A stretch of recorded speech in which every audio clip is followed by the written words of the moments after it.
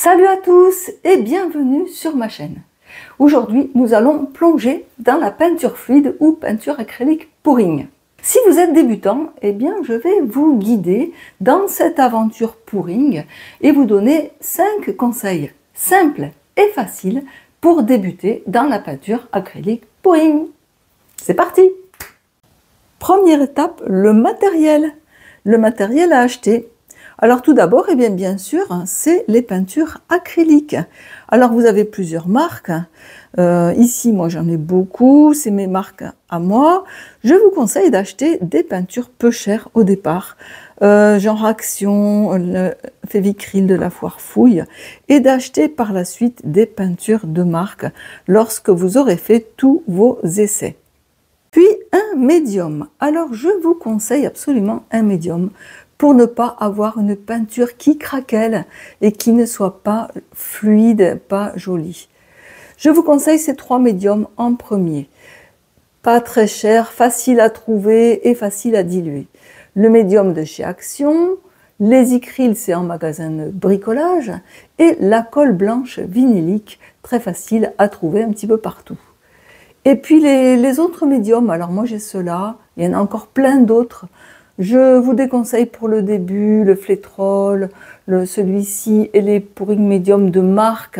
Prenez des médiums simples pour ne pas vous compliquer le mélange des peintures fluides. Les toiles. Eh bien les toiles c'est pareil, prenez des toiles très peu chères. Ici ça c'est des toiles d'Action. Alors par contre celles-là sont très grandes.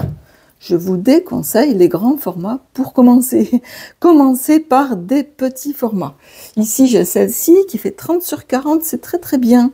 Vous avez aussi des toiles qui font 20 sur 20. Comme ça, vous pouvez vous lancer sans problème en pouring. Ici, il y a celles-ci qui font 50 sur 50. C'est déjà grand. Prenez des petites toiles et des toiles pas chères pour commencer. Il vous faudra aussi des verres pour mélanger votre peinture. Alors maintenant, c'est des verres en papier. Ces verres transparents, là, on ne les trouve plus du tout. C'est dommage, car c'était très joli pour la peinture pouring. Prenez des petits verres comme ça aussi. Des petites quantités, toujours pour commencer. Même des petits comme ça, hein, des petites tasses à café. Il y en a des très grands. Et puis après, moi, je récupère tout ce qui est pot de yaourt. Voilà, j'ai mangé les yaourts, je récupère le flacon et comme ça, il n'y a pas de gaspillage. Pour les bâtonnets, eh bien, moi j'ai tout ça. Alors, ici, ce sont des cuillères en bois de pique-nique. Après, il y a des abaisse-langues. Vous pouvez acheter des abaisse-langues pour pas très cher. Vous voyez, ça se réutilise plusieurs fois. C'est vraiment très bien. Il y a des petits bâtonnets de glace si vous avez des petites quantités. Et puis après, bon, j'ai trouvé sur Temu des petits mélangeurs comme ça, des mélangeurs à sauce. Et puis, des petites punaises, ça je vous conseille pour mettre derrière la toile et surélever la toile pour ne pas qu'elle touche la bâche de protection. Après, il y a des petites choses comme ça aussi sur Temu. Ça, c'est un petit peu plus compliqué, je ne vous conseille pas. Vous pouvez aussi surélever votre toile avec les petites tasses de récupération. Et puis, bien sûr, pour protéger votre table, l'endroit où vous allez peindre, des bâches de protection. Tout simplement comme ça, vous voyez, celle-ci, ça c'est Action aussi. Ou bien alors, eh bien, le journal du coin pour protéger votre table de la peinture. Tout le matériel qui n'est pas vraiment indispensable. Alors surtout ces petites choses comme ça, les petites tasses compartimentées, les split cups, tous les petits objets comme ça qui sont vendus pour la peinture pouring vont plutôt vous compliquer la vie que vous la faciliter au début lorsque vous ne connaissez pas trop cette peinture. Et puis, eh bien, le sèche-cheveux. Alors, le sèche-cheveux, c'est pour le Dutch Pour, que je ne vous conseille pas au début, car c'est très compliqué. C'est très joli, mais vraiment très compliqué pour débuter. Et puis, le chalumeau de cuisine. Alors, si c'est juste pour les bulles sur la peinture, c'est pas indispensable du tout. Par contre, lorsque vous allez utiliser de l'huile de silicone, eh bien là, c'est indispensable. Maintenant que nous avons tout le matériel, eh bien, il suffit de trouver l'endroit où faire la peinture. Car c'est assez salissant et il faut pouvoir laisser les toiles sécher pendant 1 voire 5 jours ou 7 jours la peinture sans pouvoir la retoucher. Je vous montre comment j'ai fait dans mon atelier, c'est tout simple. J'ai mis 4 tréteaux, regardons sous la table, 4 tréteaux avec 2 planches, tout simplement. Et puis dessus, j'ai mis une bâche de protection qui permet de la changer une fois que j'ai fait la peinture. Donc vous pouvez aussi faire dans votre jardin, sur votre balcon, mais surtout ayez un endroit où personne ne va vous déranger et où vous pouvez laisser votre peinture sécher paisiblement. Et puis aussi avoir un point d'eau à proximité, c'est tout de même pas mal. Troisième étape, la préparation des peintures liquides ou peintures fluides. Donc 3 ingrédients, la peinture, le médium, ici j'ai pris la colle, et de l'eau, à part presque égale, 1/3 de peinture, 1/3 de colle et 1/3 d'eau pour faire le plus simple possible. Donc je commence à mettre ma peinture, 1/3. Maintenant la colle, 1/3.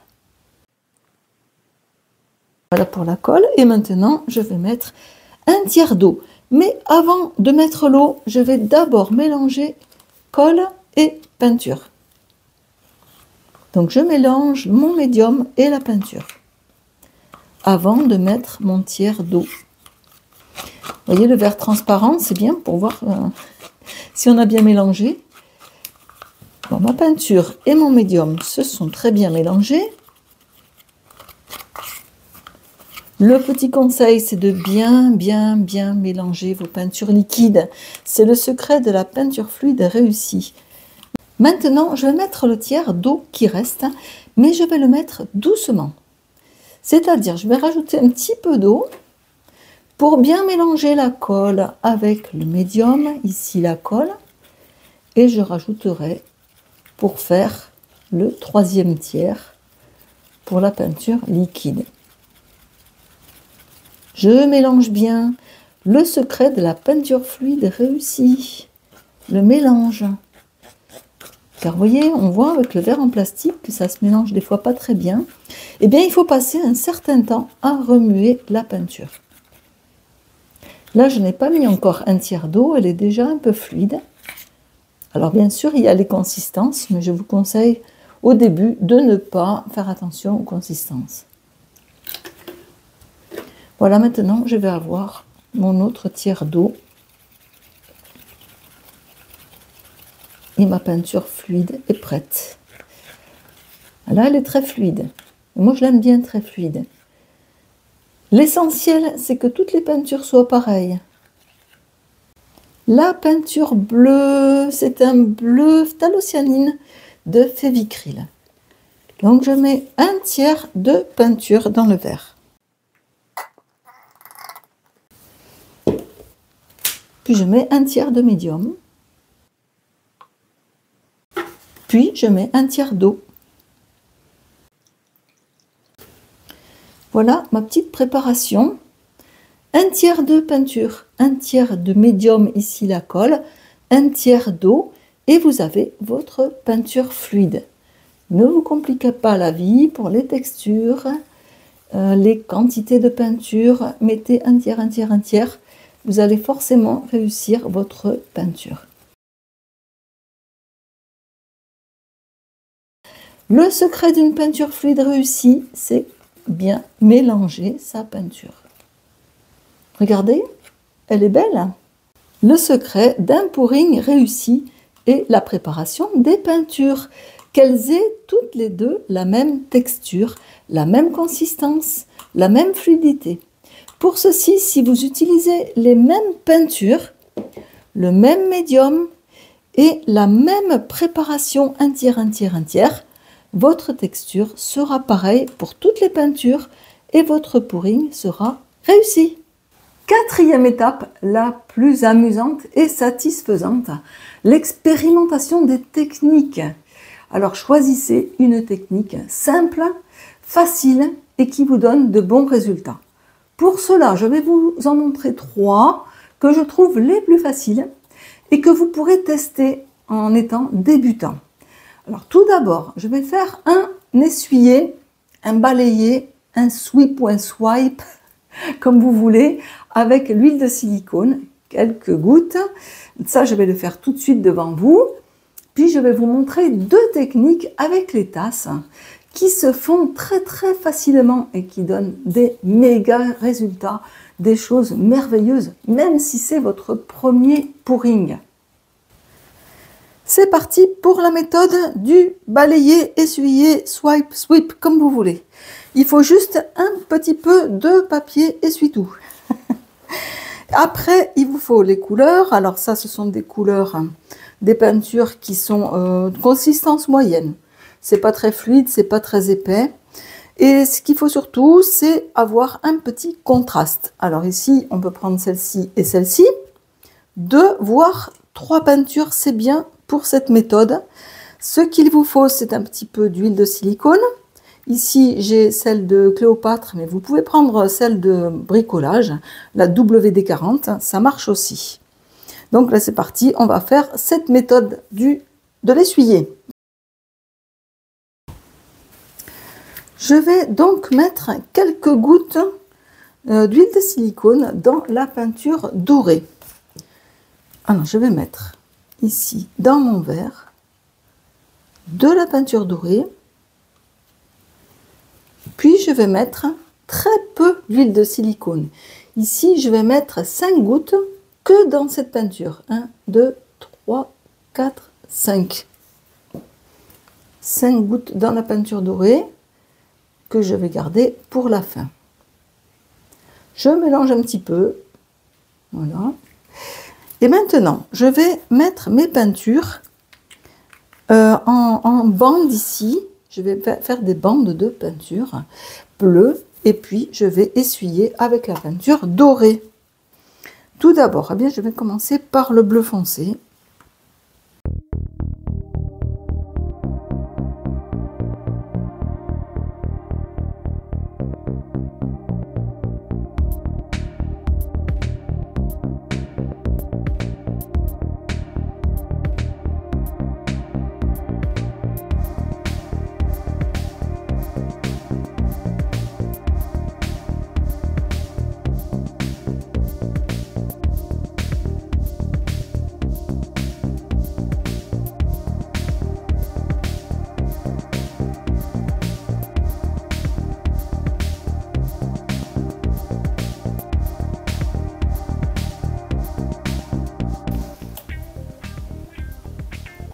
Je penche la toile pour avoir bien les couleurs qui tombent sur le côté. Voilà. Maintenant, je vais mettre le doré ici.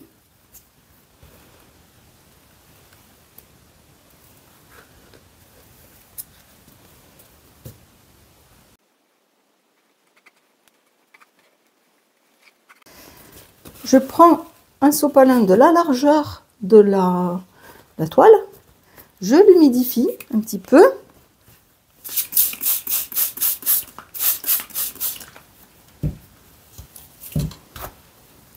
Donc ici, mon papier est humidifié.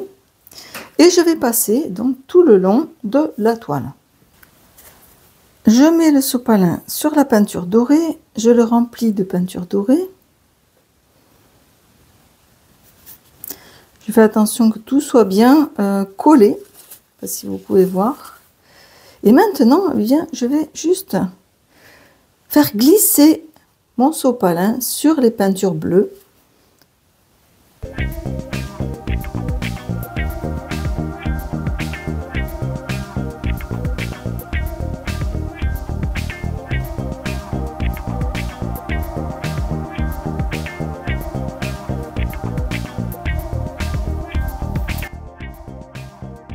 Tout simplement, je vais passer un coup de chalumeau là-dessus. Mais voyez déjà, la silicone a commencé à faire ses petites bulles. Un petit passage de chalumeau va révéler encore plus de cellules. Il faut y aller doucement au début. On regarde ce que ça donne et on continue, ou pas. Alors, ce que je peux faire, c'est, comme ici, il n'y a pas trop de peinture, c'est faire descendre la peinture vers le bas ou vers le haut. Mais seulement on risque de déformer les couleurs. Je bouge la peinture dans le sens de la longueur et pas dans le sens de la largeur, car ça déformerait vraiment toutes les cellules qui sont sorties. Même sans chalumeau, les cellules vont apparaître avec le temps. J'ai mis beaucoup trop d'huile de silicone dans ce petit pot de peinture dorée. Au début, mettez vraiment très peu de gouttes de silicone, 2-3 gouttes pour tester.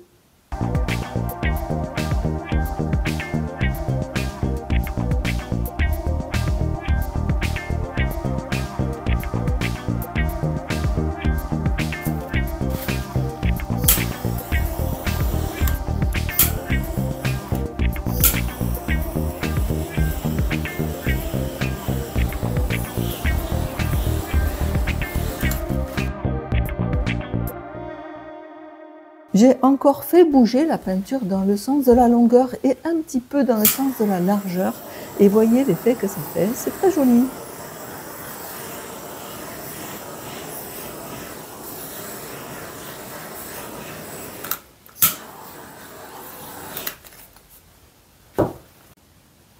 Et voici le balayer, essuyer, sweep, comme vous voulez.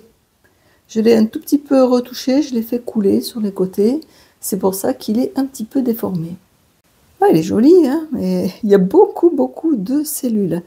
J'ai peut-être mis beaucoup d'huile de silicone. Bon, c'est joli quand même. Le swipe, sweep, balayer ou essuyer, comme vous voulez. Ou le pouring léopard.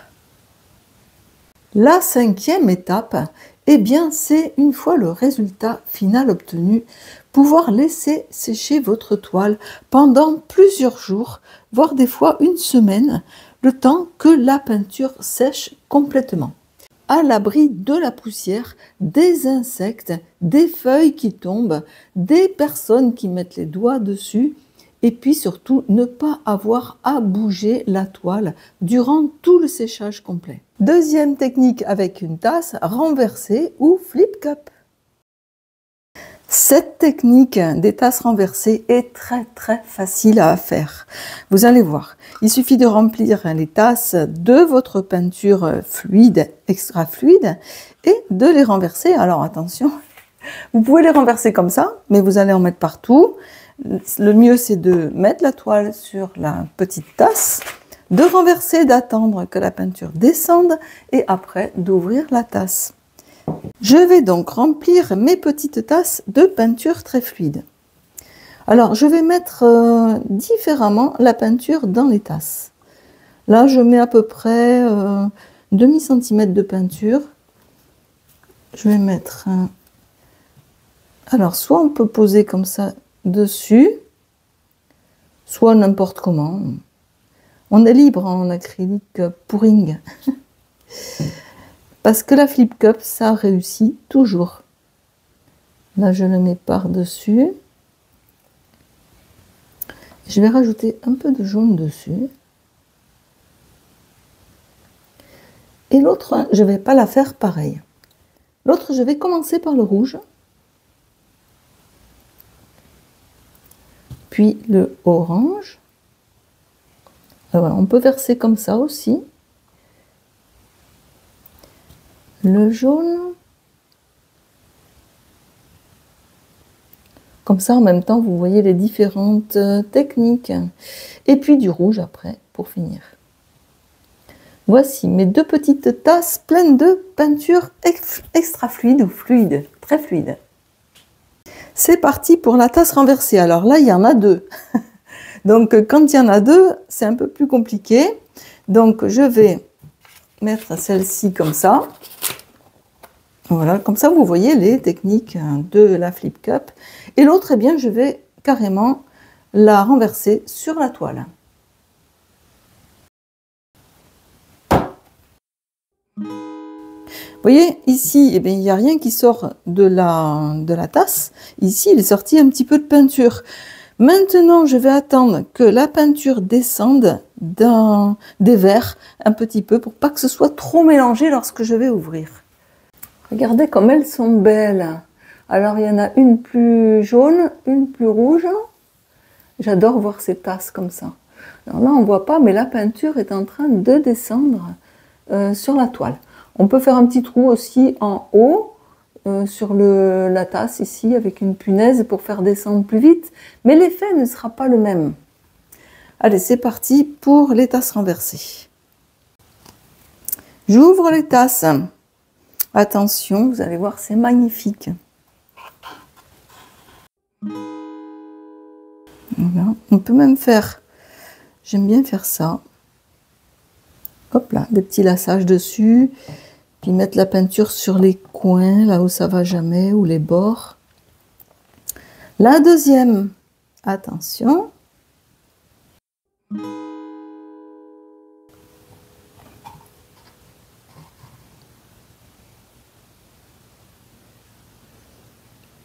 La peinture sur les coins. Voilà, et maintenant je vais faire glisser cette jolie peinture. Alors elle glisse très facilement. C'est ça la peinture. Par contre, je vais rajouter du jaune ici. Je ne voudrais pas perdre le bel effet qu'il y a ici. Alors l'avantage d'une peinture extra fluide, c'est qu'elle glisse très facilement sur la toile. Ça peut être un avantage ou un désavantage. Ici, donc il faut faire très attention, ça va aller très très vite.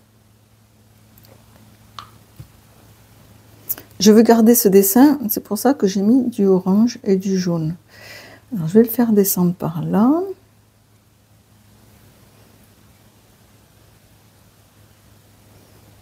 Vous voyez comme ça va vite. Il faut avoir l'habitude un petit peu de travailler le pouring, car la vitesse à laquelle la peinture descend, c'est très très rapide. Je voulais garder ces effets, oui. Voilà, j'ai gardé l'effet ici. Et voici donc mon petit pouring Flip Cup. Très joli ce petit pouring en tasse renversée Flip Cup. De belles couleurs qui se mélangent.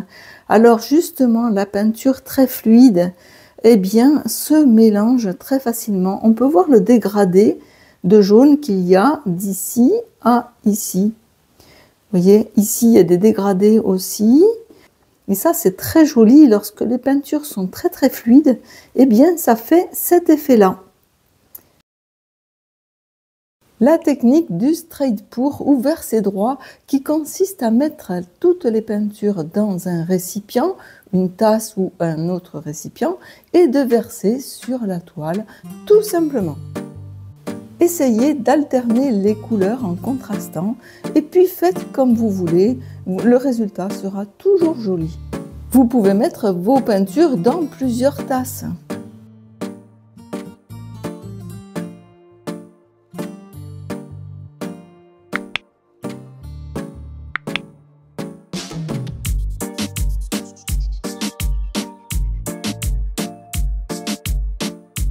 Et puis versez directement votre peinture sur la toile sans trop réfléchir au début et voyez le résultat magnifique qui va se produire.